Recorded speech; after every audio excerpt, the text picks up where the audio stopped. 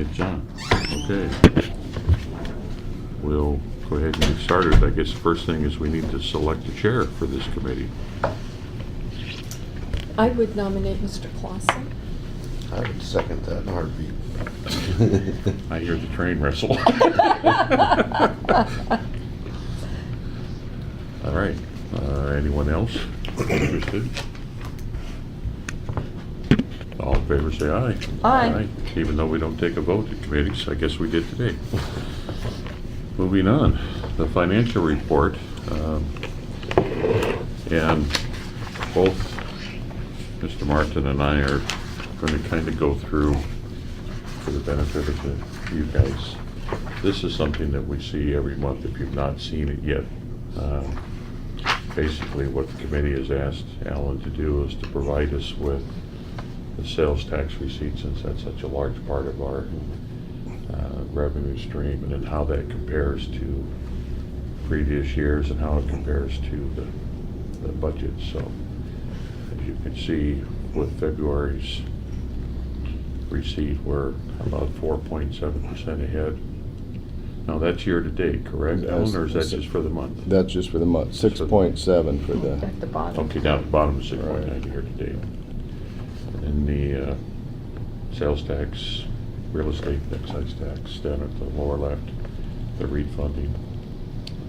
and I might just add so that the new committee members would understand how this is calculated. From 2013 to 2015, it's just the average by month of what we get, and that's projected back over 20 years. So what we do is we just take what is the pattern that the city's received in sales tax, and then when we figure out the yearly amount, we apply that percentage-wise. It seems to be pretty close. We receive sales tax 60 days after it's collected. Of course, they collect it at the till, and then of course the vendor or retailer sends it to the state. It's the Department of Revenue that actually receipts it into the state treasury, and then there's a calculation, and we get our portion distributed 60 days later. We generally get it around, well, we get it the last day of the month, but we usually, somewhere depending on the month, we'll find out maybe 9 to 5 days prior. We're able to go into the website, type in our codes, and see what the distribution's going to be. Just really depends on the nature of it.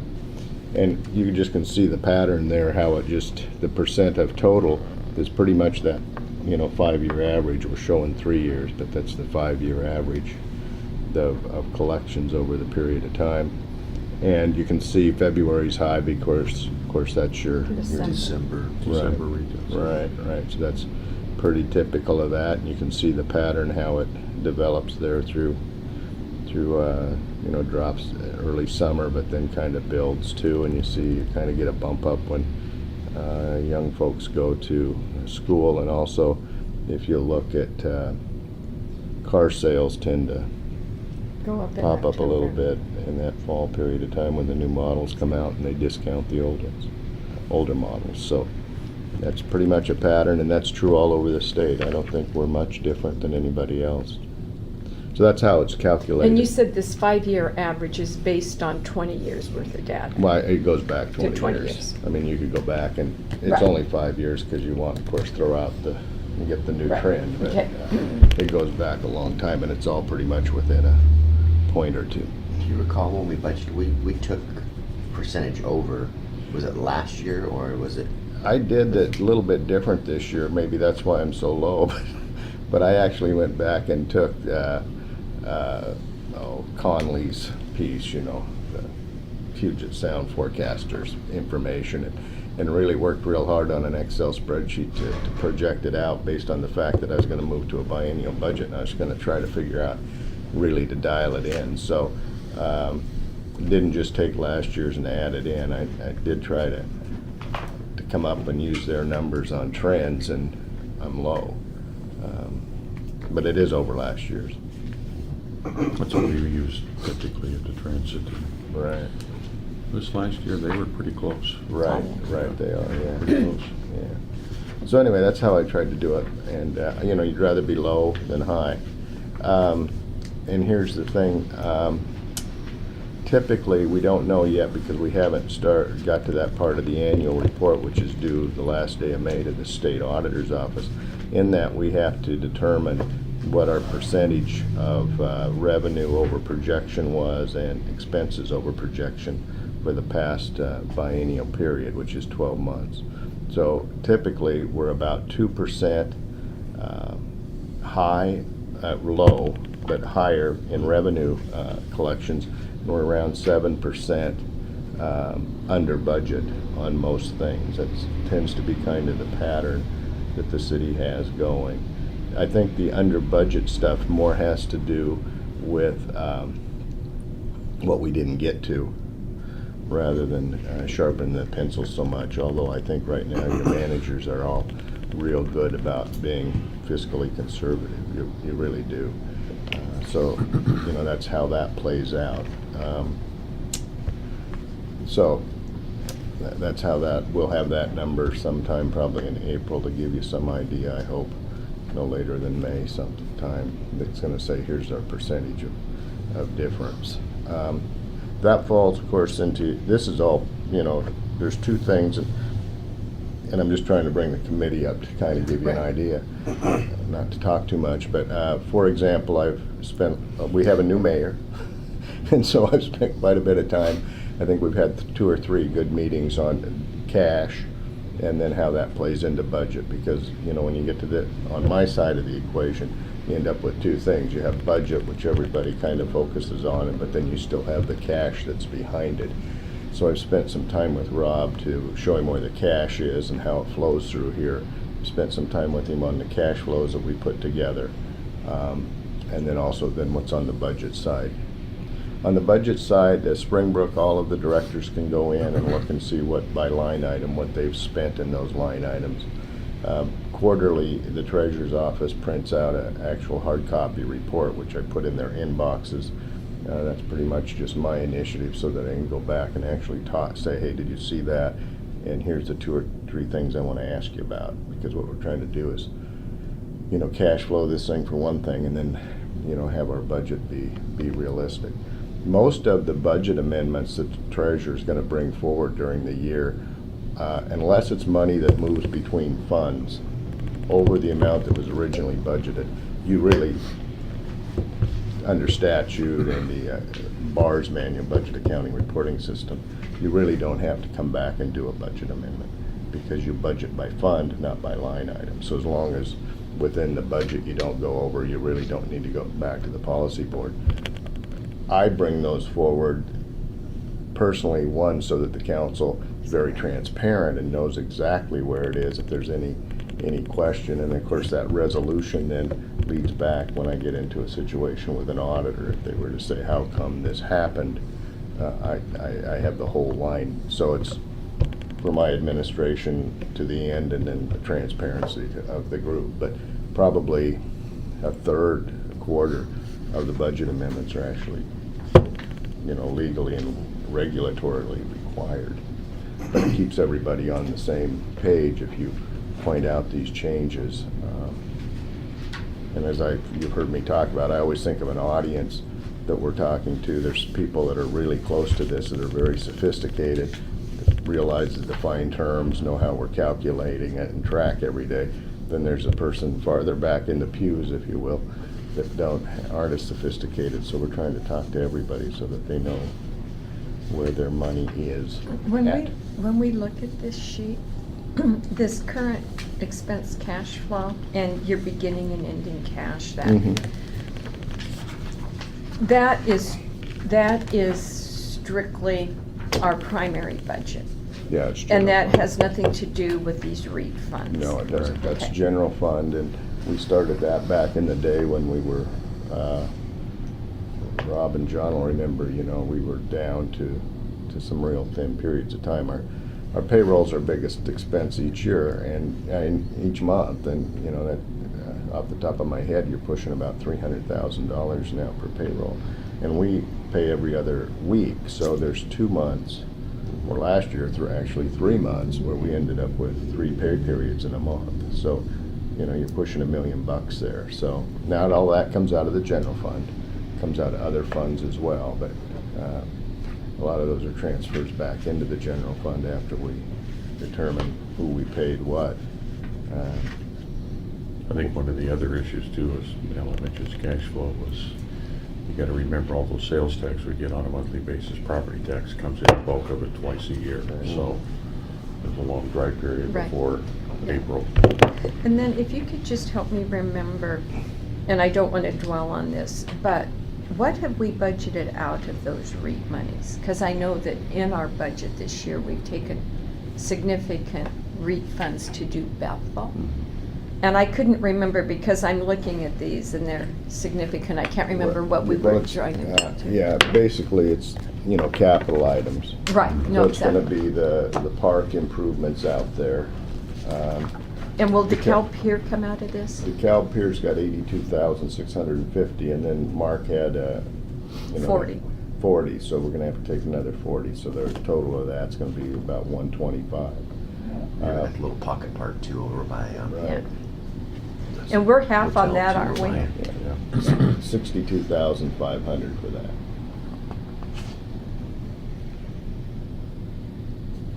A lot of that, is your portion or your match or whatever Right. it is, what we go to. So that's the bulk of it, those things, because it's for capital items. Right. Under the statute, during the financial crisis, the legislature, as you recall, Sean wasn't here, but the legislature opened up the use of REIT to maintenance. And so that sunsets at the end of this year, so we did take advantage to that to some degree, but they really want to have it be capital items. The people that care in Olympia about the real estate excise tax is the realtors, because it's a tax on their transaction, and there's a long history going back to 1935 on the real estate excise tax. First only a state tax, and then in 1951, I think it was, although I wasn't around, went into place for local governments. And for local governments, there's 2 quarter%. And both of those are used slightly different. Rob and I had a discussion last week about that. They have different constraints on them, but whenever you mess with the real estate excise tax statute, you're talking to the realtors. And REIT 1 was a little, you can see the balances are smaller too, 1 to 2. REIT 1 is a little less restrictive than REIT 2. But it's all capital. One has components where it has to be in your comp plan, and then the other one, the REIT 2, I believe it is, you can't use it for park land acquisition. So that's why. But how much did we take out for Bethel? It was, It's pretty significant. I would say it was We're 500 or putting- 600,000, Yeah, wasn't we're it? putting $750 into Bethel this year, and I would say Majority of it's coming out of Yeah. REIT. Yeah, okay. 2/3 of it's going into REIT. Yeah. because this is our last year to be able to. Yeah, no, I understand that. I was just, I just wanted to get it clear in my head. Speaking of REIT, I read in the paper where, you mentioned it the other day, where Gen 1 sold their interest in McCormick Woods. That's an $18 million transaction. When would we see or expect to see that? We're talking about that Friday. I'd asked, Deb Walker tracks all that, and she's watching for that, so we haven't seen it yet, but it's gonna be. Noticeable. It's collected at the county and then transferred as well to the Department of Revenue and the State Treasurer Census Desk, but we're watching. Is that normally a 90-day, 30-day, 90-day? Well, I'm not sure how many days it is, but it's a long time. Yeah. I I've remember we collected- saw when they sold the Safeway complex over there, noticed it. My Well, I history- noticed the significant amount in December, January, and, That's driven by a couple of things. It's driven by the 13th month and how the auditor wants you to receipt in your money for, whether it's accrual or cash basis. And then the other thing is people do try to get things done by the end of the year. So there's 2 drivers to that. yeah, because you can see that's pretty standard. And then, of course, we have nothing in January, so. Right, right. I think that July number was the Safeway. Yeah. So that's kind of the long and the short of it. you know, and we can go ahead. We have, for the first time, I waited till January. I've done everything on January 1st whenever I've changed anything around here. None of this stuff was changed. I mean, it was all improved as it went into Springbrook, let's put it that way. So now cash is in Springbrook. When I got here and up until January 1st, all of our cash was tracked on Excel spreadsheets. There's actually 7 Excel spreadsheets. And of course, that comes with its own group of, situations. So anyway, we've got that into Springbrook now. And what that means is when we receive money, and so much of it now comes electronically, of course, we just go ahead and the front desk is the actual main receipt station. Has its own server, by the way, and it takes credit cards, and that's why it has its own server. That money comes in, and now they're able to code that right to the account that the cash account goes to. So now it hits cash, whereas before it was just a deposit into the city, and then we distributed the cash after the daily deposit. Now when she types it in, it goes in. So at the end of the day, if there's an error, which is very, very rare, you know that it's a receiving transaction that day on some item, so you're just looking for, the item that's in the wrong spot. So I've showed that to Rob. Now it's just a printout at any time that we can do, so I'm much more comfortable with that. The cash is in 3 different places, actually. The local government investment pool, which is at the state treasurer's office, and that's an overnight liquidity pool. Then there's a portion of it that is in Kitsap Bank in a money market account of about $4 million. Plus we keep about $1.25 to $2 million in checking, depending on the cash flow at any given time. And then the rest of it's in a local government investment pool at Kitsap County.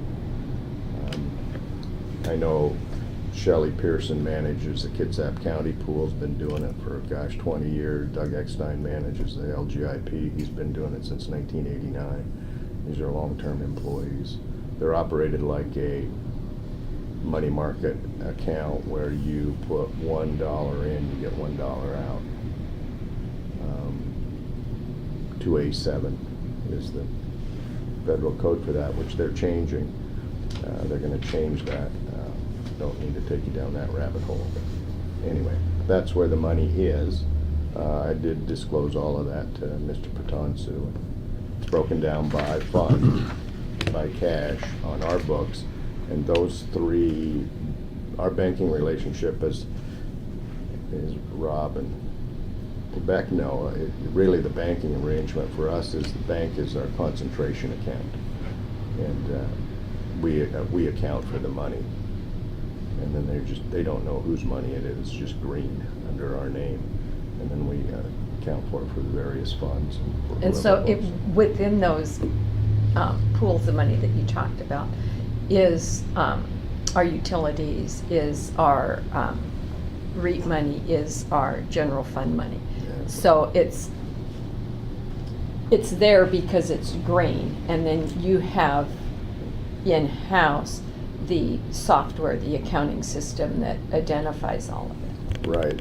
And where that's handy is, say, the county pool right now pays the most amount of money.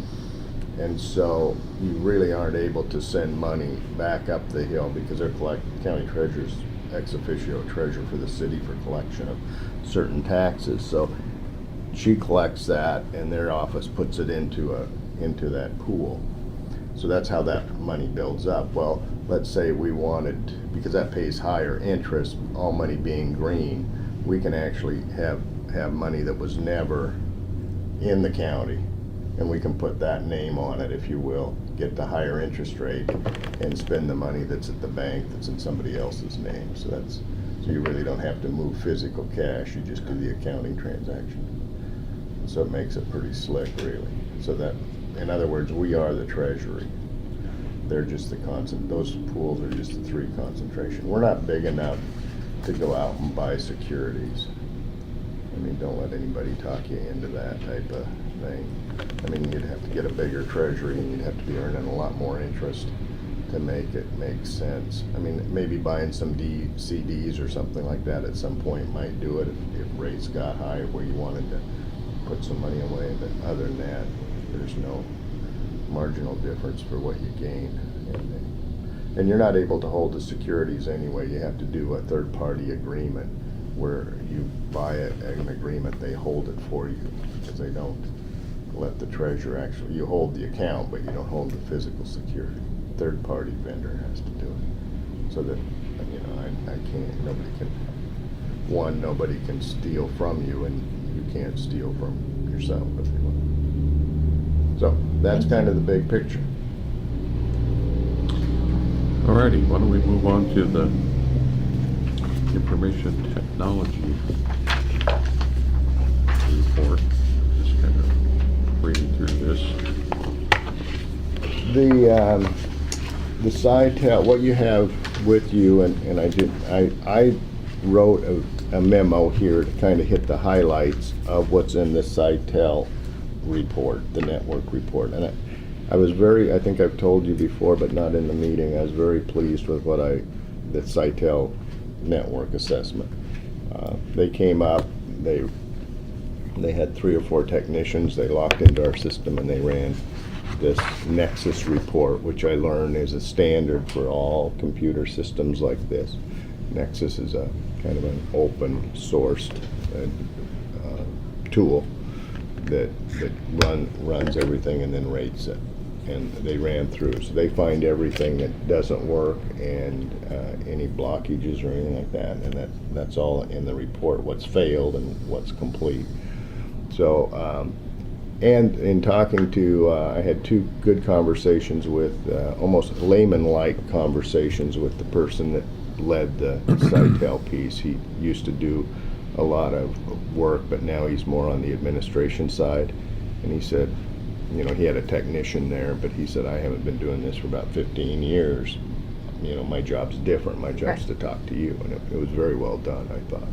I said, well, I was an accountant once, and I haven't accounted for anything in years. So,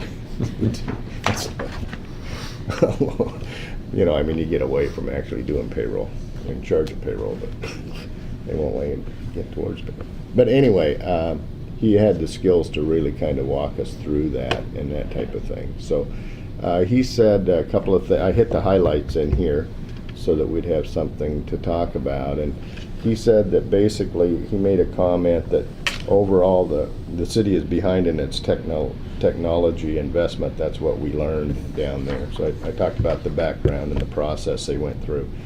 And but he says overall the city falls somewhere near the middle of a bell-shaped curve for cities its size and within the range of what the consultant expected to find. That's almost a quote. And what he says is, you know, cities this size are behind. And he said they really haven't put you know, it's changed a lot from, you know, cords to Bluetooth and that type of thing. And so you do slip behind in some of those things.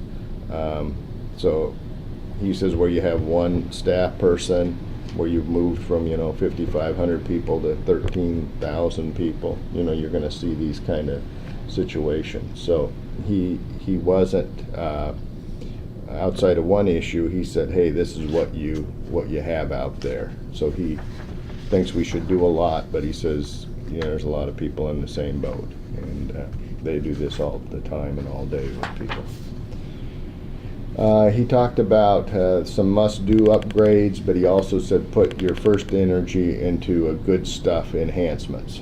So there is a list that I put together that broke down from the SciTel, and starting in February I did start a process, and we've been cutting off those things, you know, checking through those things that are just labor, where Vince can go and do these things, and we can start working on these things, and there's been no cost to that. What little costs were was already covered in the budget. He, of course, he talked about the Wi-Fi in this city hall. He used it when we know this, but what he said was, you know, when the Wi-Fi went in, everybody used home systems. He said most people in those days it was laptop, if anything, kind of a mobile device, and you sat, you know, the laptop idea was you sat down someplace, brought up your laptop, and you were able to log on and do your work. It never really was set up to, you know, there was no concept, he said, at the time that you were going to walk around with your laptop reading it and typing on it. You were sitting someplace. Well, now we know mobile devices are what they are. And he explained it, and I think I tried to capture it there. He says of our 7 antennas in the city, they're all broadcasting on a different frequency. So what happens in this building, he says, when you walk, if you start out in planning with your Apple tablet and you log on, when you walk across, then you're on one antenna. When you walk across the hall, that's the weaker signal. So now you got the strong signal from another one. So you drop off of the other one, and now your device is madly searching for the stronger signal, which people don't understand what's happened to them. All they've done is tried to log off, and we've seen that all around there. So he said in any public building now, you really, and it's not terribly expensive, but he said you just need to go in and put in a commercial system, and what that does to you is you're on one signal band, and so once your machine captures that, as you walk around the building, it doesn't drop. He said it'll even drop within a building, in a room, as it competes for the stronger signal. We're having out here. Yeah. So he said that was just in a public building. He said you just have to do that. He said you've got too many people trying to do their work, both as employees and as your customers, that are getting dropped and frustrated. We've all seen that. The other thing is he talks about a color coding scheme. He talked about things like that. I've had Vince go back and start to do that. No real cost to that. There's some cable cost, but it's in his time to actually come up with an idea. He said, if you do have a problem where you have one employee, he said your cabling, schematic's good, which we have, but he said it's really, tracing wires and that type of thing. And he said your color code should match your schematic. He said that way, if you ever have anybody that has to come in here, they can look at it. And he said, where it's going to take me 4 hours to figure out just what the wires are, a good color coding, said sometimes you can cut that way down and really trying to figure out what your problem is. So we started that, which was kind of a he says the must-do high fixed priority, which was his, I think their language, is the 2003 server, which is no longer being supported by Microsoft. And he said that what that means is its security feature is not up to date. So he says we have to get rid of that and move beyond that. So that's a must-do that we'll talk about in a second. Refiguring the circular logging, we got that corrected. What that was doing was having everything logged in every time that you touched it. It would make a new copy of that. And he said that's, not the way. He said you just disable that feature. He said all you have to do is capture it once. And I'm not talking about emails, I'm talking about data in the system on a transaction. So we took care of that. The other thing is he talked about warranty coverage. And we haven't in the past used warranties, but he said in a smaller operation, he felt they were your best friend, because he said it does a couple of things for you. One, it really ties into the useful life of the equipment.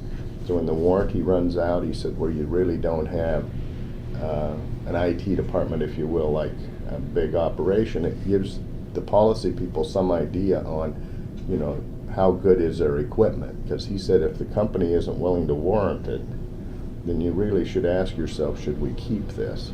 Because he said you might think you're saving money, but you're really not.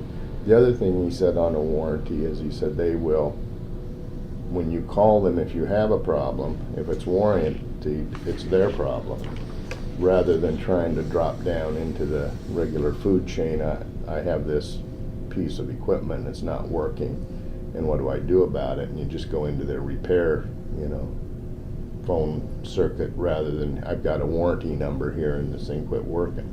And he said on warranties, generally, he said the equipment, as it gets, there's not any cost to them to replace it. So he said they're not replacing it retail, they're replacing it wholesale. So he said generally when you have a problem, they're just going to send you the part, the new server or whatever, if it's failed, rather than sending a technician to fix it. So he was a big proponent for warranties. One, to tell you your useful life of the equipment, and two, to tie you back to the vendor in case you do have a problem, because he said you really don't have time with the staff that you have, he said, is to try to troubleshoot this stuff. So do you really have to call them up and say it's not working? And he said, if it's not a warranty problem, he said, they're gonna get you up and running anyway, just to get you off of the, to move you along. They're gonna give you advice that you wouldn't otherwise get if it wasn't warranted. He talked about something we talked about, and that was the fire suppression system. And he spent a lot of time on that, and he didn't feel that, for the most part, that he thought we were fine, considering as long as you keep the room clean and cleaned up. He said that he said you see very few fires in the server closet. He talked about how would that start. If it starts in the equipment itself, it has to reach such a level of fire to turn off the sprinkler system. He said the equipment's probably gone. Then he said you have to ask yourself, how much money do you have in the closet and the equipment itself? He said that other fire suppression systems comes with their own peril as well. They're not perfect. He said even a fire that sets off a sprinkler alarm could already have damaged the servers and that type of thing before the water ever. He said even if it's wet, you can still retrieve information. If it's burnt up, of course, you can't. So he wasn't a big one on that at an operation our size. He said he would suggest we put money into the equipment itself.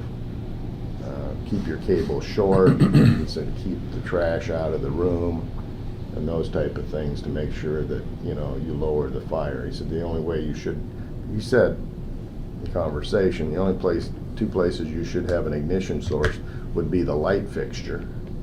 And he says, how often does that happen? Just ask yourself.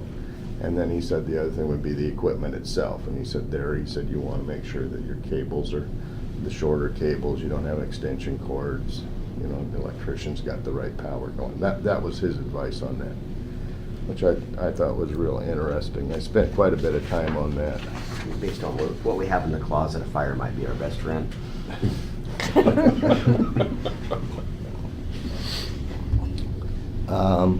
Then also we talked about staffing, and he said that there was really no rule of thumb out there for how many IT. I asked him how many, how do you come up with an idea of how many people you have running something like this? And of course, he spent quite a bit of time talking about it, but he said a rule of thumb that he uses is about for each 50 employees, you need an IT person. He said, and that's for a small business. Now, he's talking a small business of 500 people, right? So, but he said you do get an economics of scale when you reach a certain level, of course.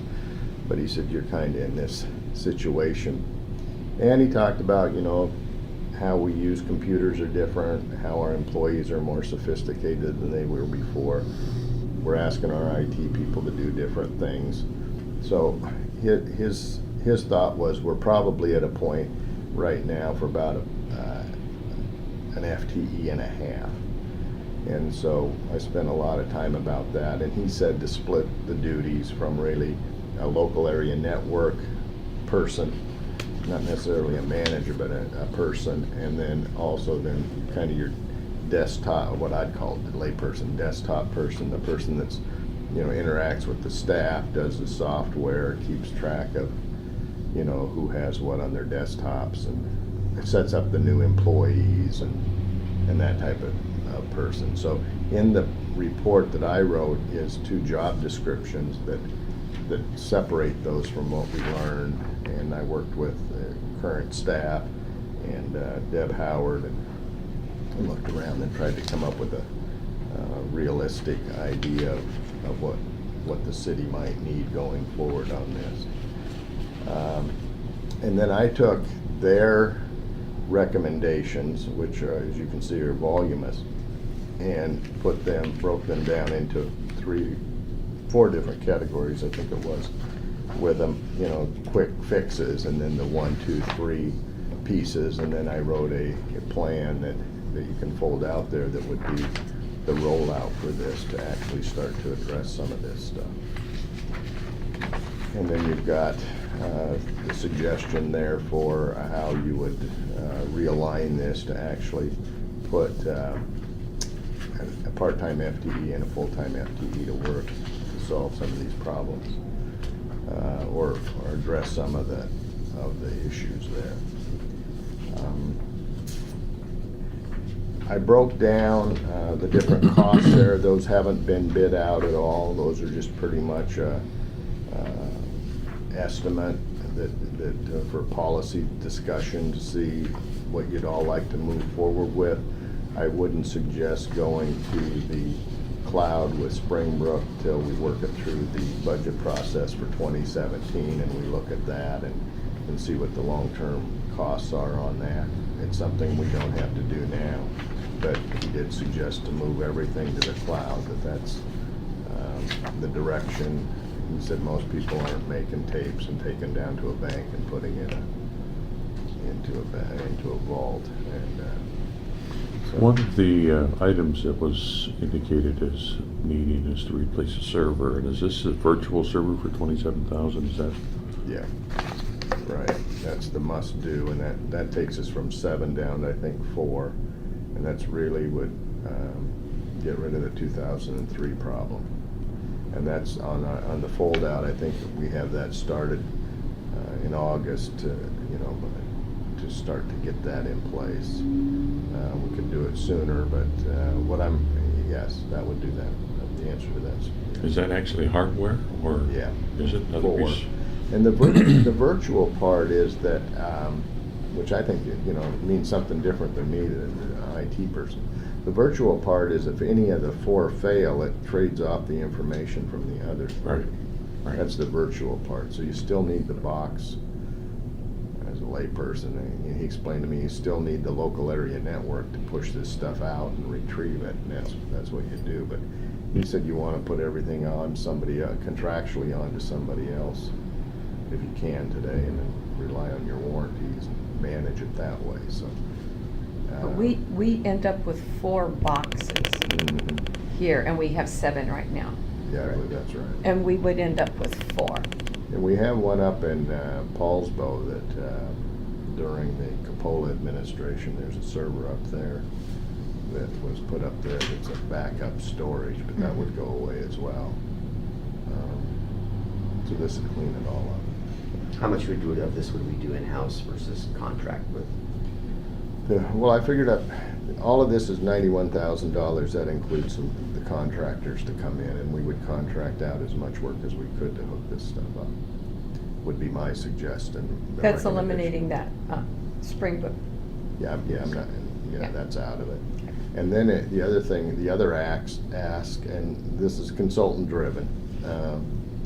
If you go to a part-time person, his thought is that you'd have that part-time person on board when you have your contractors in changing these over, because then you're gonna get both of your current employee and your new employee to make these contacts and understand how this is put together. So he said you're in a good spot if you can come up with the resources to kind of bring it up all together at the same time and look at some of this stuff and what doesn't work, throw it overboard, and what does, going forward, step off into the future. Now, on the budget part of it, we had quite a discussion during the 2016 budget whether or not we were going to put money in the budget for this. And I actually asked not to do that because I wanted to get this document together so that we actually had something. The guess is probably about $91,000, and that's just a guess. And then the other piece would be if you move to that part-time employee, then you'd have a cost as well that's in the packet as well. We did put out some feelers of was there people that would partner with us to do that. Still waiting to hear back from Westtown, but the mayor did have some discussions with other entities. Have a lunch today. Right. I've got 2 more left, but So, yeah. so far I think we're better with our own person. I have kind of vetted the report and had IT folks, look at what we're looking at a job description, and they feel we're right where we should be on a salary and what it is we're putting together for a job description. So that's that. If you would give the nod to that.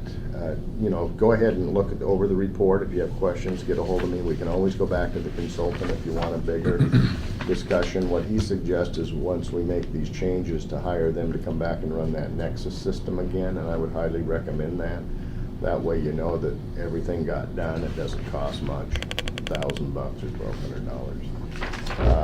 And they would come back and run that report, so then you'd have, hey, here's where we began, here's the changes we put in place, and this is what we have today. So for a policy person, you'd have an outside person that would pass judgment on it and said, you're set up to go in the right direction for a number of years.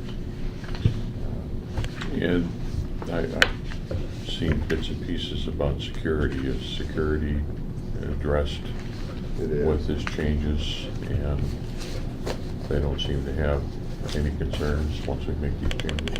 He doesn't, because we're really relying on going out through the county. And he said that the counties, they didn't go and run a security feature on the county, but he said that that wouldn't be a concern for us.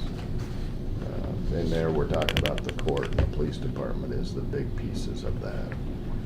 He said we're vulnerable with that 2003 to get hacked and have somebody get in there. That is a vulnerability, if he said you gotta do something about. He didn't mince any words on that. So this $27,000 I'm looking Mm-hmm. at, that's for 4 boxes.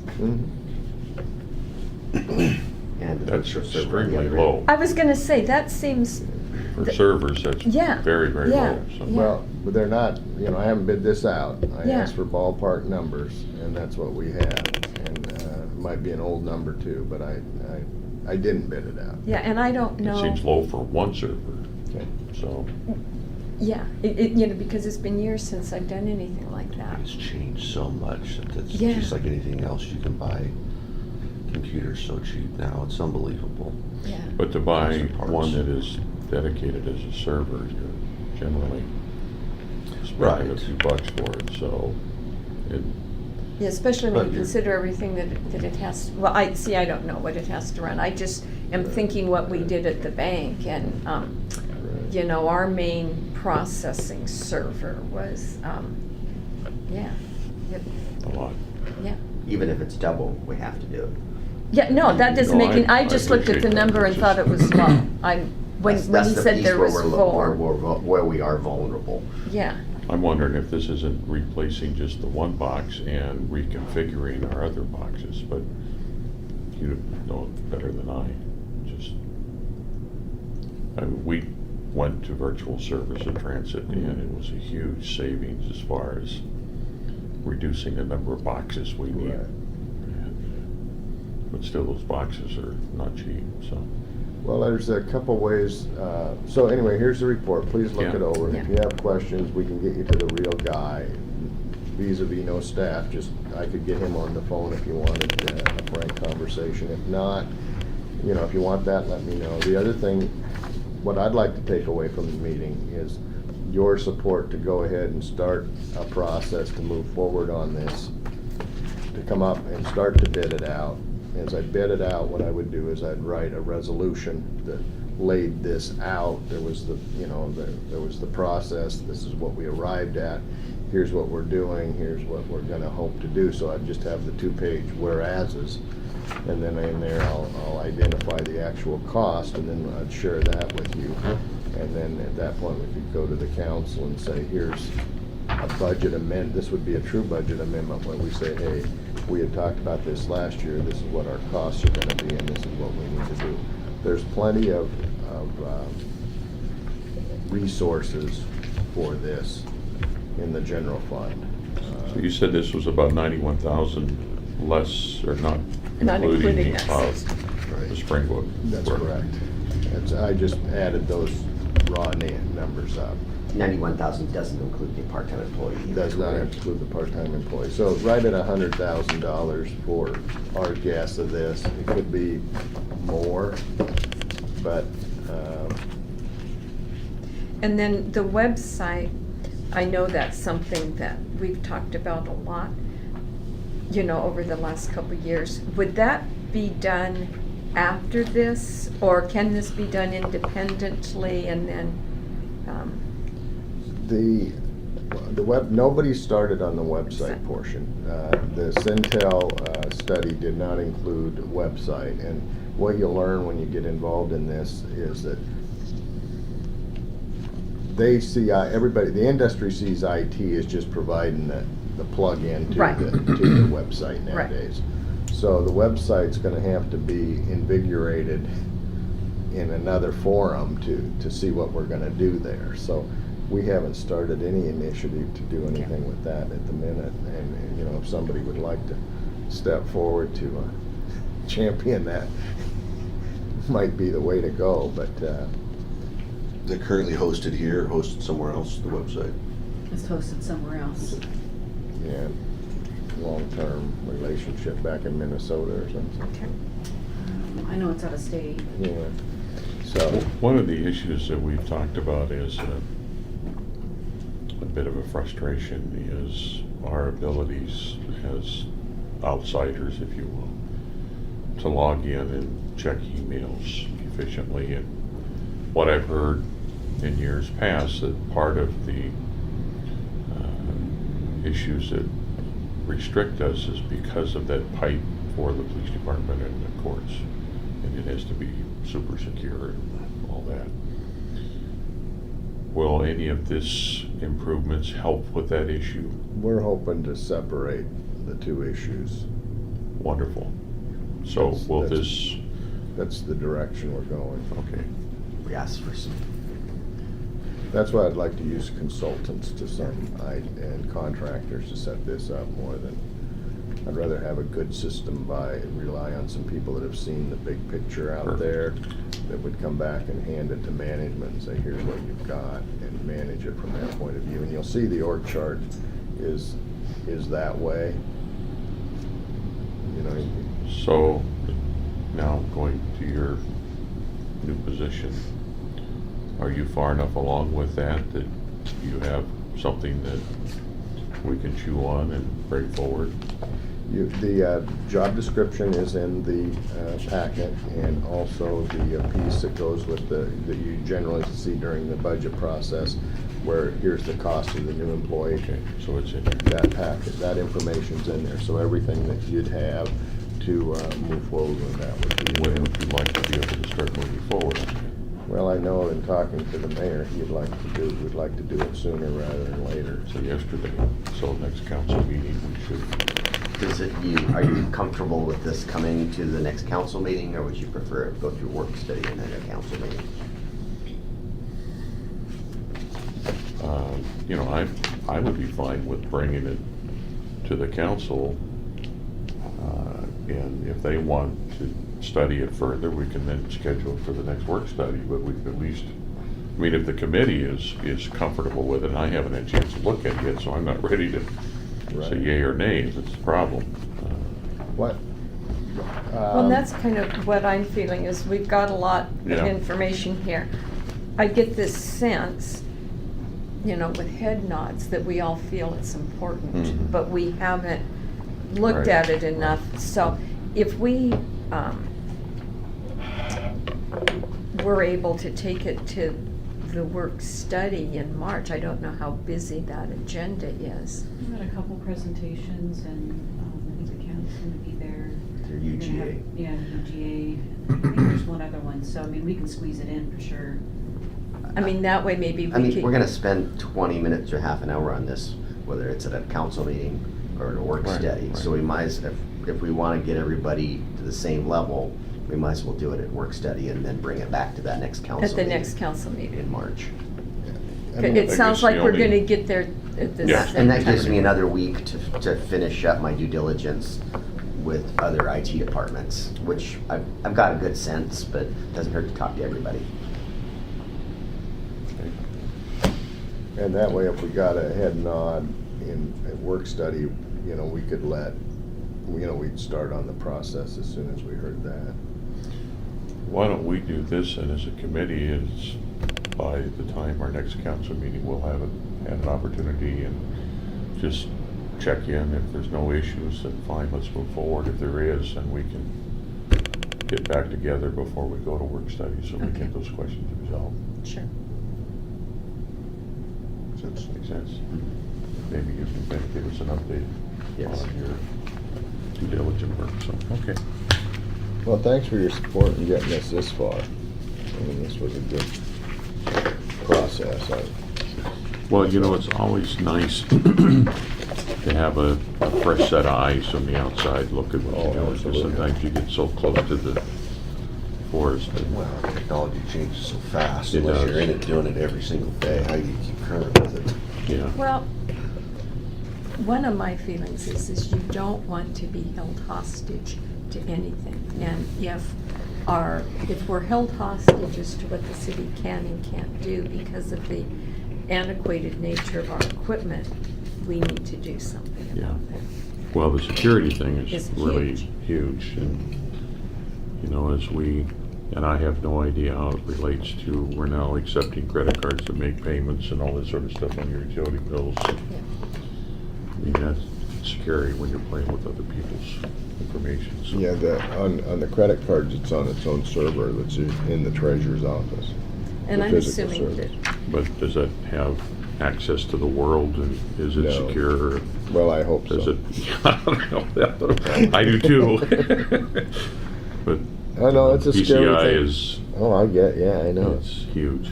I know. So, If it's 2003, it's likely not PCI compliant. well, if it's on that particular server, but he said it's on one that's in the treasurer's office, is that physically located in your office? So, Yeah. okay. All Credit right. card company makes sure we've got Yeah, we do. that compliance. We do. Otherwise, they run the wouldn't let us tests. run the cards. Oh, every year. Right. I mean, between the Kitsap Bank and then each credit card company, we have to go. And Corey Pearson, who's a former Bank of America banker for 7 years, is really the expert in that. And she has explained it to auditor staff before on how some of this stuff works when they were really getting into it about 3 years ago. She spent some time on the phone. It's more of a technician person than, you know, saying, well, here's how this actually works. Right. So we're lucky to have her. And she had her appendix out last week, unscheduled. Hmm. So, but she's doing fine. You allowed that to happen?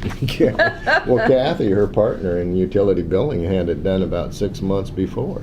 oh, wow. So isn't that something? Yeah. Just Weird. My husband, when he had his appendix out a year ago, they had actually 3 surgeries back to back with appendix in the hospital. Goes in spurts, I guess. It's a trendy thing, I guess. Mhm. Biennial budgets. Yeah, and I don't want to belittle this because this committee's talked about it a lot. Sean and Beck left, but John heard this, so it sounds like a broken record if anybody remembers what a record is. And so anyway, biennial budget, I'll mention this at the work study as well and just get the nod off. We'll do a resolution in June and we'll start to move to a biennial budget. The only thing that kind of wanted to make sure we got behind us was the labor union negotiations. It'd be nice to have that taken care of. There's adequate cash, I think, to start out a biennial budget this time. Our challenge is going to be looking in when we get into 2018 and we start to move towards Tremont. And how you're going to, come up with that, although your bulk of your cost on any of that's going to happen in 2019. Not really 2018. I mean, your real heavy construction. And your piece there is when you do it, even with grants, we pay it and they reimburse us. So you're going to have enough cash available in the street fund to flush those expenses out and pay your vendors, and then wait the period of time for the grant to be reimbursed. Heidi Draper, who has been 27-year employee with the city, is your accountant's accountant, and she loves getting the money back right away, and she's the one that does the grant. So as long as we have her and have her happy, I think we do a pretty good job of that. If in fact she were to retire, and I don't have any reason to believe that she will because her daughter just went away to WSU, then we just have to find somebody that would have that type of bulldoggedness to you, because that's a paper chase, as you can imagine, with was this filled out and was that filled out, and you have this receipt. But she's really good, and her turnover is 6 weeks generally. So when she gets everything, she submits it then, and she, you know, she's the type of person that finds the grant person at the other end and makes a connection and talks to them. But that's a big piece of making this thing work because It's it's huge. cash flow. It's huge. Yeah, you can't hold up a payment on your vendor. That's bad. And then Still need to pay payroll. and you still need to make payroll. So that'll be a big piece. But we had, at least the city had, when we annexed, was it Bethel, we had to pay, there was a soft landing agreement in place with the county, and we paid back quite a bit of that. Was it 75, 50, 25 over a 3-year period? So we had a good exercise in making sure we had enough, that when we received revenue, we didn't spend it, because we knew that there was gonna be a payment that was gonna be due, so it'd be kind of an exercise somewhere like that. So that's gonna be the heavy lifting on a biennial budget, and I think you'll find that you'll spend more time in your capital, you know, in your capital budget than you will in operating. This seems to be the trend. You still have to do an annual report, so that you report to the city on an annual accounting basis. You'll still get your annual report that comes by year. And then you're required to have a mid-year review and hearing, much like the state does. The state passes its 2-year budget, then in the middle they do the supplemental budget. The supplemental budget in the off year for the state is an adjustment for the past really 6 months, because they just went into their biennial budget, and then an adjustment forward. So you end up with one real heavy lifting, and then you do the adjustment. For cities, I understand that's less of a case, because most of it's, you'll still do your budget amendments as you move along. You won't just wait till the end of the year to do your hearing. So you have a hearing process at the end of the first year that, you know, provides transparency and adjusts this budget going forward and backwards to make sure you know where you're at. So let's talk Tremont again. And in order for us to pay our vendors, if we're talking $18 million, that's going to be paid over, what's the construction, 3 years? No, your construction is, your construction shouldn't be over 24 months. Yeah. Okay, so we have to be able to front a certain amount of money before our grants, before we have this delay in getting our grants. That's exactly correct. So we have to start saving now You usually, yeah, to front. there's about $800,000 in the street fund. We've tried to keep at least $350,000 in the street fund that is fund balance. It's not really reserve. Don't Right. tangle up fund balance with reserve. It's just cash in the bank. So we try to leave $350,000, and that was somewhat arbitrary back when we were really, the year that Fred Chang Right. pointed out and said, how did we balance the budget? Then he said, oh, look at here, you didn't put anything in the street fund. So he tumbled to that one. And so what we did is we drew down the street fund during that time, and we've tried to edge it back up, but we didn't want to go below 350,000. So you have that much in there to start with, and then you'd build on top of that. Some of it will be a cash flow basis of, you know, when you're going to spend what when, but really, I think that from a policy point of view, you should really realize that when you're doing Tremont, that's where all your heavy lifting's going to be. Right. And we have some reserves too. Where our reserve policy Yeah.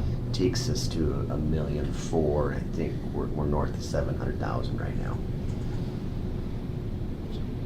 So that's the stabilization arrangement's the fancy term in government for the rainy day fund. And that has constraints on it within the policy, finance policy. How might, if we have to look at taking out some bonds, how might that assist with cash flow? Yeah, and Rob has got a meeting with Dave Tregesser and Alice Osdick.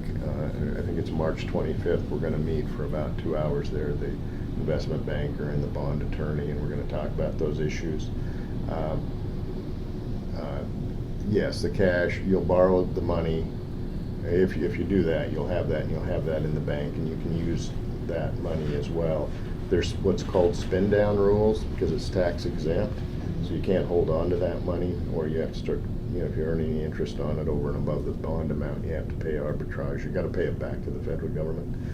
So there'll be a spin down, but we will be able to use the bond, Cash flow. as for, all money being green. Right, So that'll be part of it too. You don't wanna borrow the money till you need it. right. Which is kinda gonna be a question of when you're gonna need it.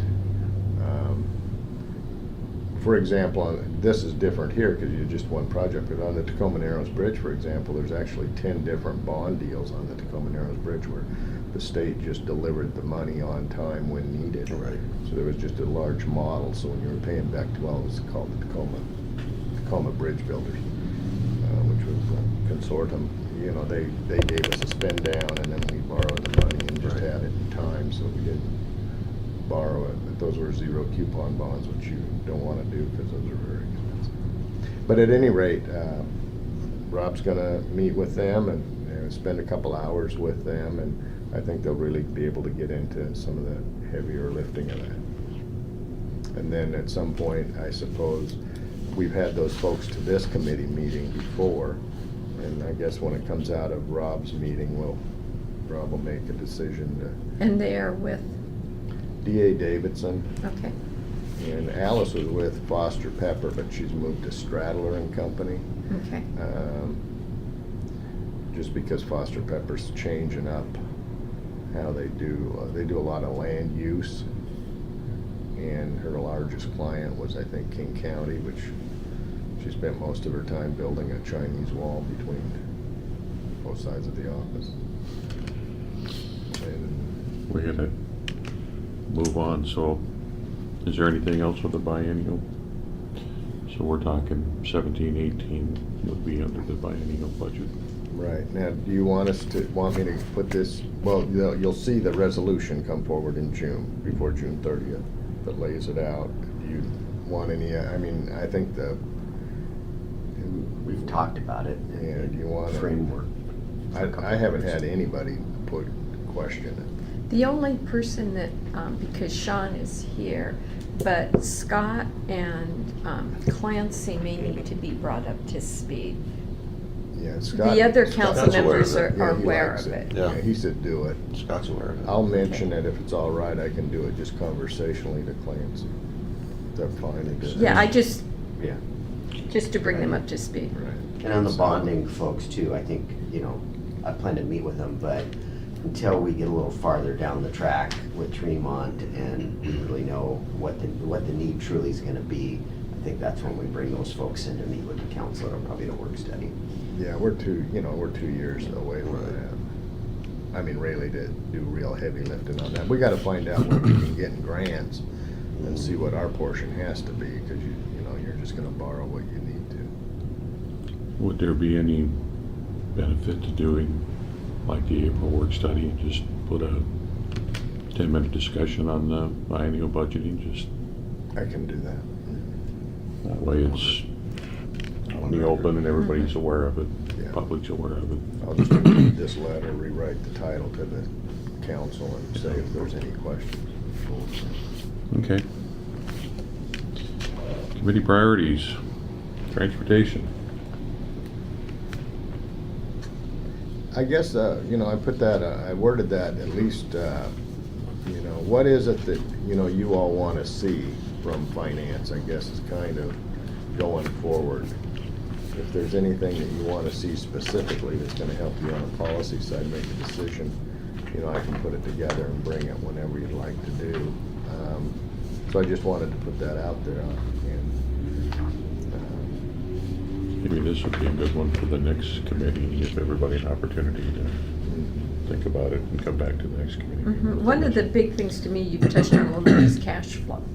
Yeah. Is what is that going to look like? And then also looking at our tip.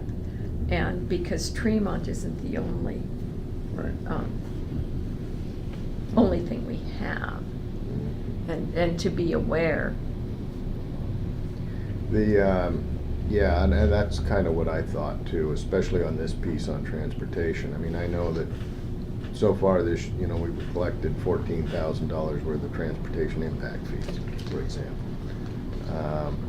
So, what is it that when we get into these transportation, because you're gonna want to, John, really needs to embed in here your policy that you want maintenance on these streets. Really, from finance, where is that? For your impact fees, where are those going and that type of thing. So what are those columns that you, on a policy side on transportation, do you want to start to see rather than sales tax data? What transportation dollars? I mean, do you want to know, virtually your gas tax is all being expensed out already, but, how much is that, for example, and where's that going? Of course, you have it in the book. Well, What some do of you- this too kind of ties together with the benefit district. Yeah, that's on our How April, that- that's on our April work Right. study. Yeah, how that kind I think it is. Right, April, all of, right? we, Where that we need to goes. move forward on all of that. Transportation Right. improvement. Right, so the booklet here that we had last year is still relevant, of all these things, and we still continue to work through that. If I found time, I'd update it, but it's still relevant. And, and if you do the $20 car tab, I think it says in here $192,000.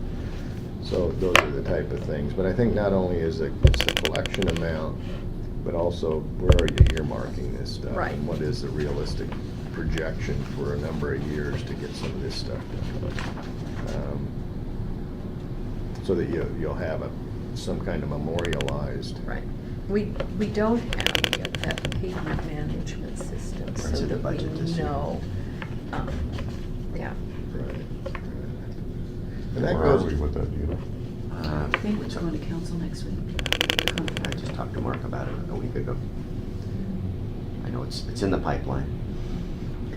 and going It's only back, February, but to that, Sanitel assessment, his mantra was, for a city this size, is listen to your consultants, put your consultants' advice into play, and then go back to if it doesn't work, go back to the consultant and drive them to say, where did we go wrong? He really felt that at this level, that's what we needed to be doing he said for cities our size that were successful, they tended to rely on those people and let your staff do your day-to-day work. So he was really high on that. So, thought that was interesting. well, again, There's a little fresh set of eyes is always important regardless of where you work, All so. right. Matrix in your packet too for Tremont and Right. where we're hoping that the piles of money are coming from. Yeah, and that's just to start the discussion. You've seen those were what Mark had put together and we had worked off of. where, that's in the, Here, is that what you're referring to? Yeah, it's just, and obviously we don't know those are the dollars, actual dollars we're getting, but That kind of gives that's where you we're shooting. That's the hope. Yeah, I mean, that's kind of the tree of the different buckets that we would be shooting for, and it's not really the number that's important, it's that's the source. Well, the numbers are important, but for these discussions, it's, right. Okay. So we'll have that particular item on the next committee priorities. yeah, what you next want to week. see in transportation. What is it that you would be, from a policy point of view, you'd said, hey, I want it at a glance. Okay. So, Sure.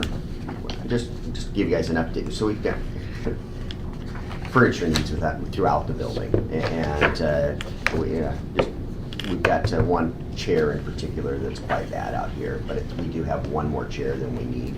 So, Mr. Clausen had me look into, I had facilities guys come and look at the chairs, and unfortunately, we thought we could just put cushions in them, but it's much more involved than that because of how they're stitched together. So I think we can, a Band-Aid on this is just we could go out and spend about $200 a chairs having cushions put in. I thought the chairs were 17 years old, and I've learned since then that the chairs are about 30 years old.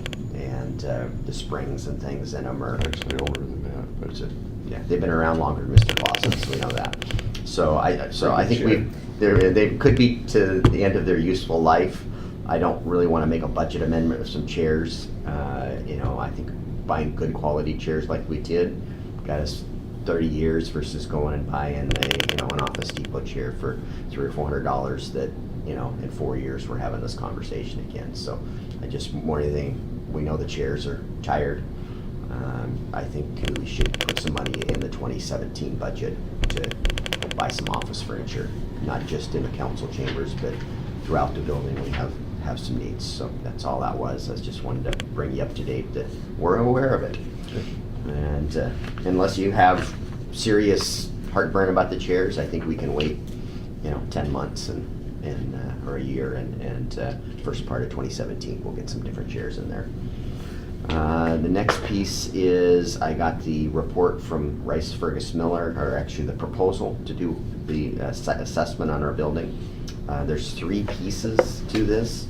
One, we know we have windows that are leaking, siding that's probably bad, and problems with our roof. And so for $3,800, they will assess those 3 components and give us recommendations what we need to do to make our building watertight and get us into the future. The building's 17 years old. My concern was we button the building all up and make it nice and tight and get us years into the future. But we know, in particular, if you get on this half of the building over here, we have some, what we believe are pretty serious space constraints. We didn't want to put siding and windows on the building and a new roof on it and then 2 or 3 years tear it off because we put an addition onto the building. So for $6,500, they've offered to do a space analysis of the building to make sure that we're maximizing the space to the best of its ability, and if we do have a need, to what that need is, and a component of that we'll be getting with the planning staff to look at our growth projections and where we should be with staffing 10, 15 years out, so that whatever we do, whether it's this building or building another building somewhere to house staff, that we're making proper decisions about that. There are 3 components to this. I'm proposing that we only move forward with the first 2 components, and I confirmed Friday that we can move forward with those independently and never have to do the third. But then the third step would be if we determine that we do have a space need, that they would do a conceptual design for that space, for that addition to City Hall. Yeah, but we put $30,000 or $33,000 in this year's budget for a analysis of our City Hall. So I would propose that we do the first 2 steps. If we do all 3 steps, it's $26,000 and change, so well within budget. But I'm not recommending that we do the $16,000 at this point. But it's in the budget. So all of it is in the budget. It's within your authority, isn't it? Yes. Need our blessing? I just wanted you to be aware. No, I appreciate that very much, Robin. It's just, but we don't need to take this No. any further than just thank you. And Okay. So, personally, I think it's a great idea. But Okay. thank So you. it'll give us cost estimates to make the repairs, and then to determine what our future needs are. We'll be surprised when it comes back on that space needs assessment, just the modern workplace, what it looks like versus what it looked like when this building was built with the private offices, rooms. I mean, there's, Yes. we'll be You're surprised. absolutely right. And it could be a component of, could be that in the remodel, we're removing some of these central walls, and going to more of the office style furniture that they're building over there at Watson's, where it's stations and partitions and more of an open concept to it. But that's not what we have right now. And, Right. But that would be a lot less expensive than building a new annex. Yes, it will, and that's what this is about: is determining how to best use the space we have Right. before we start Great idea. spending money or consider spending money on some you sort of for- addition. Sharing.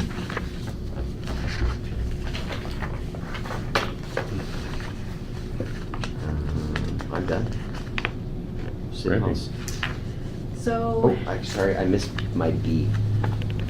So Can I back up for just a moment? Absolutely. I went from A to C. So B, I met with the folks, and Sean, you were there too, that bought the development rights up from McCormick Woods, and talking to the planning staff. We're fine in 2016 where we're gonna see our choke point. So we had a record year last year at 120 roughly housing units. They alone are gonna do 170 housing units in 2017. So I think easily we're gonna have 200 housing units. So I see in 2017, as we're going to our budget process, our choke point is gonna be in building inspection, because we're really maxed, we can get the plan review and all that done with the resources we have. It's gonna be performing on the physical building inspections. We're currently maxed out and utilizing an outside service. So just to plant a seed here, the fire department's having discussions with us as far as their plan review.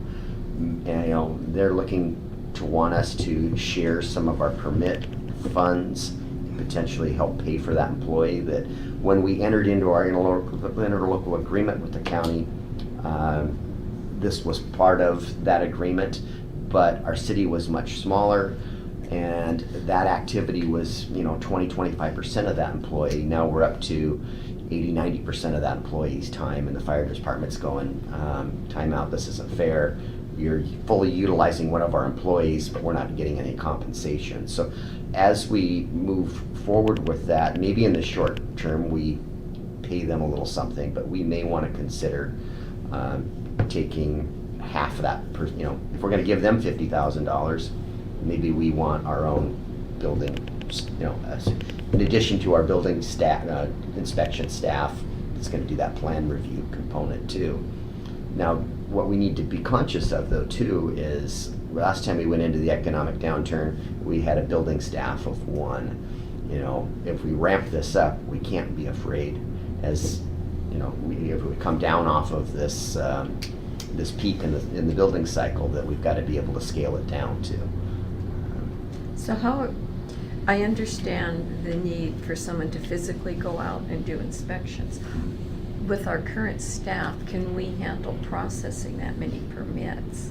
I mean, just getting through that initial paperwork so that they can start. A component of what systems we put in with Quadrant is, this builder is going to have 8, 10, 12 stock plans.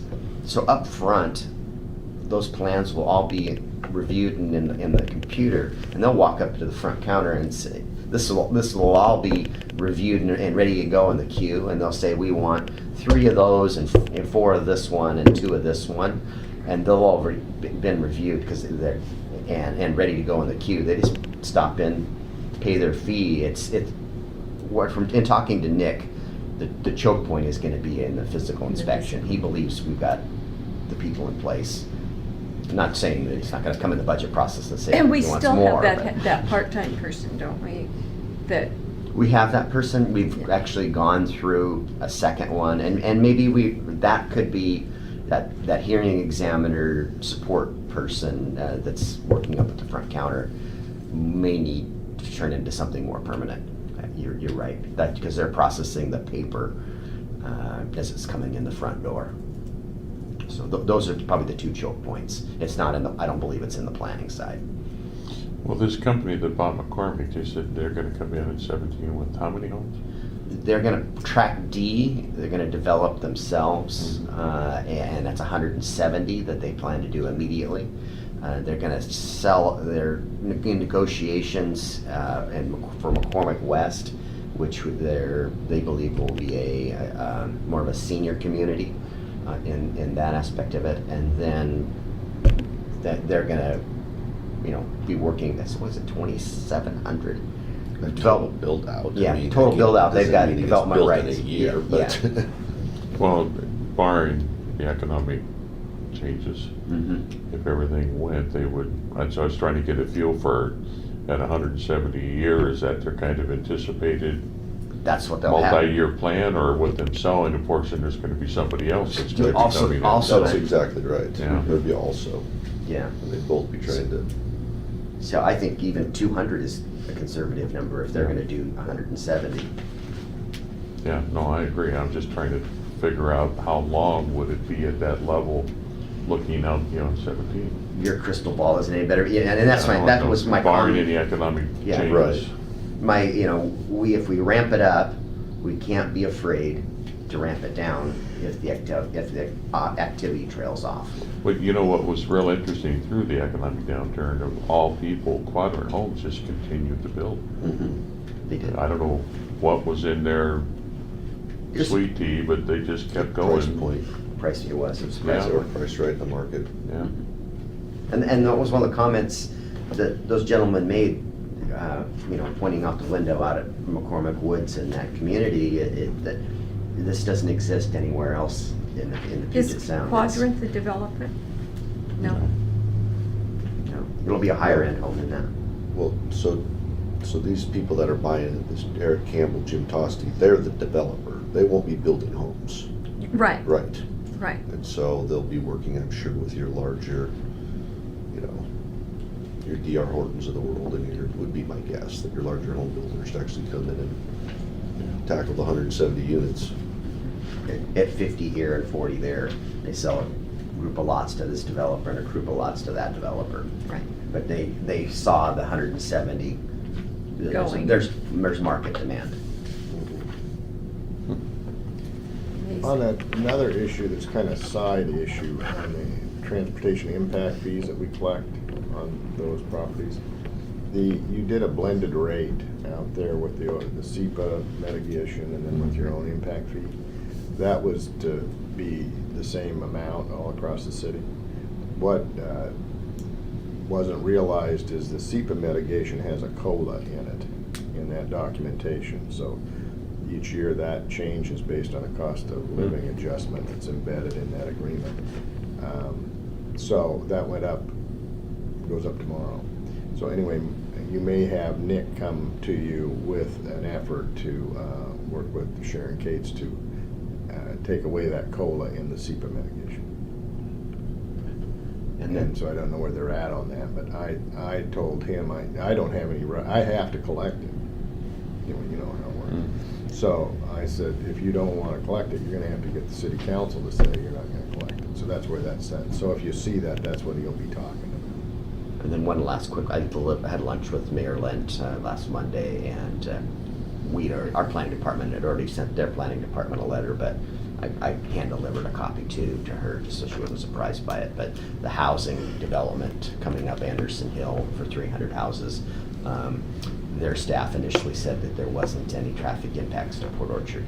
And we're asking actually for $1,300 a house, or a menu of which road improvements do you want to make for SEPA mitigation. Is that coming up Anderson Hill, or is that off of Old Clifton?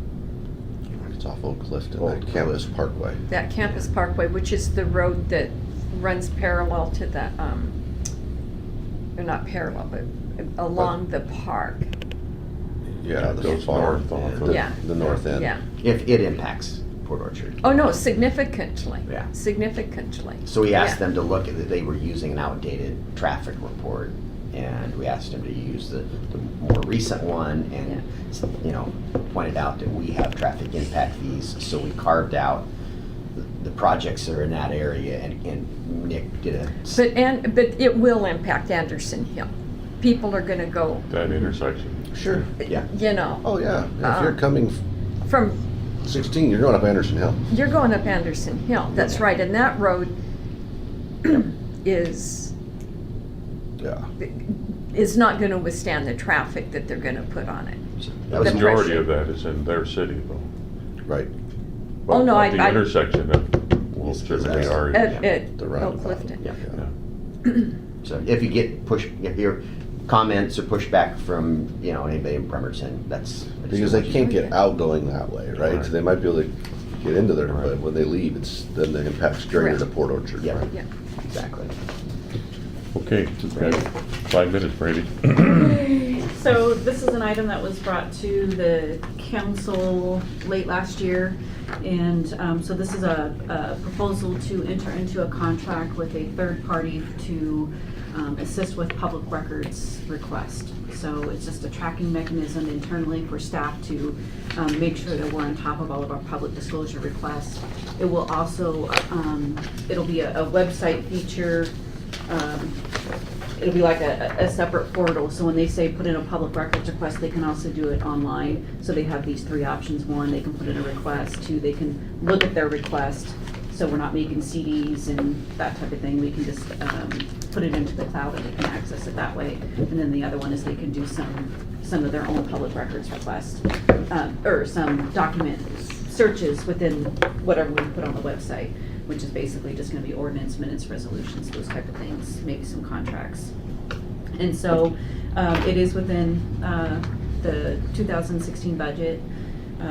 I believe there was 2 questions that were asked from the council, and I think one of them was, the $1,500 to purchase our data back from them if we should no longer want to use this service.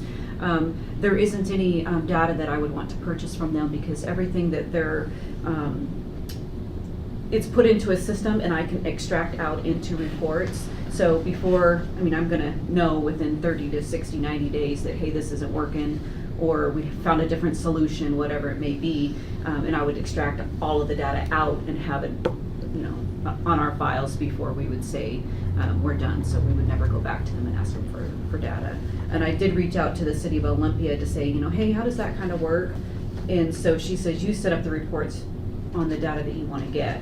And so this is a very detailed report that says, you know, by department, the type of request, who actually worked on it within the city, how much time they spent, how many days were open. I mean, it gives a pretty detailed report, and as long as I can extract that out, I would never need to buy the data. So in most of these reports, you can extract it out and then convert it into Excel, and you can manipulate it however you want.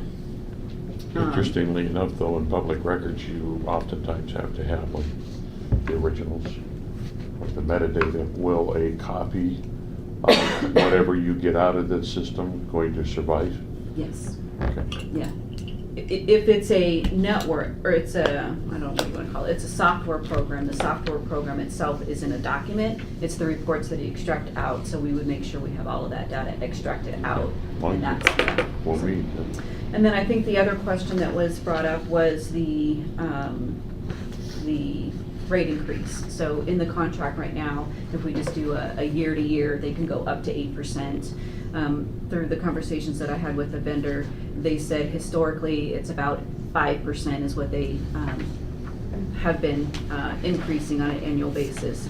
However, if we wanted to lock into a 3-year agreement, the first year would be that, I think it's $3,000, not counting the $1,500 one-time fee. So the first year would be $3,000, and then, so what, let's say April 1st, 2017, we would take that $3,000, add 3%, and then that would get us to 2018, and we would do another 3%. So that would be our 3 years.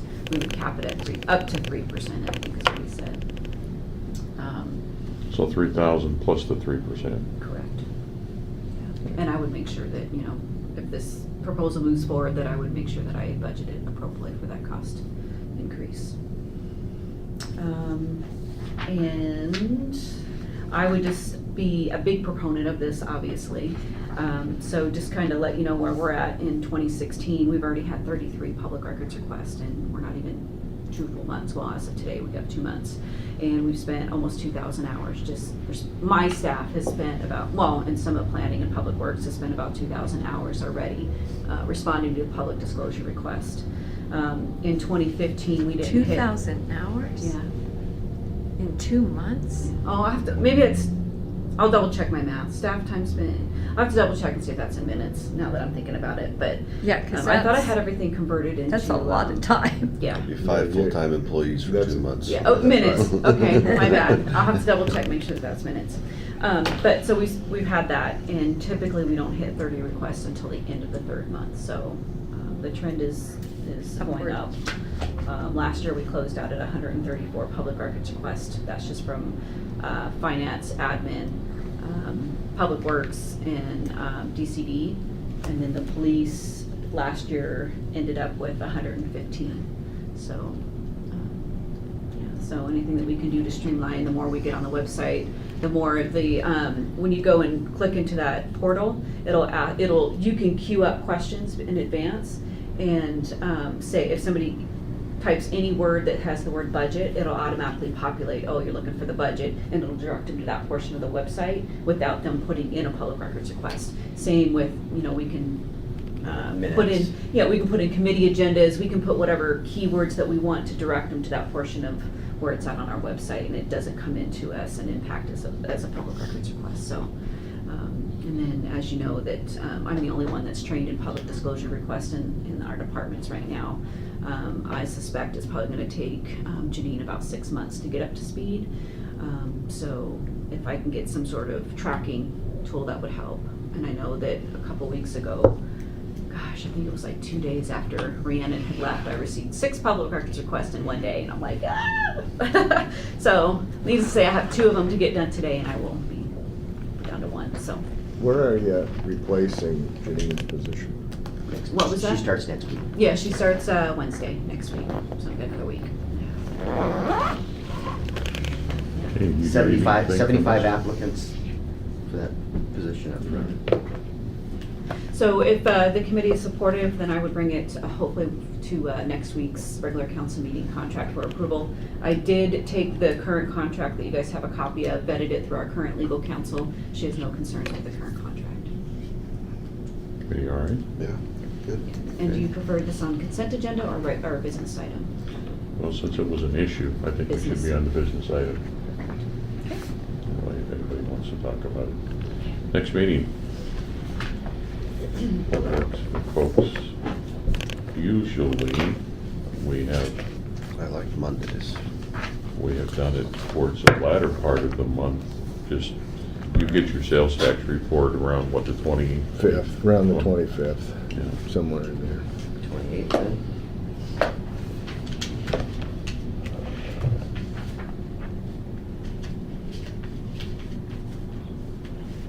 Works for me. That work for you guys? It does. Yeah. Yeah, it does. Okay. Can I ask a question? Is the committee interested in moving forward with a 3-year proposal, or just the 1 year and then see how it goes after the 1 year and then entertain a 3-year? And then a 30-day out, didn't it? I thought that's. I thought it was 2, and if it's a 30-day out, 3 years is fine. Yeah, right. Are we looking at 7:30 again in the AM? That is all right.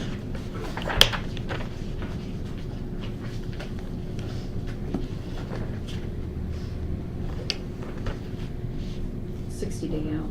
60 day. It's fine. Yeah, that long does. Next year, really gotta be done anyway. Your work, Ari? Yeah, it's fine. Okay.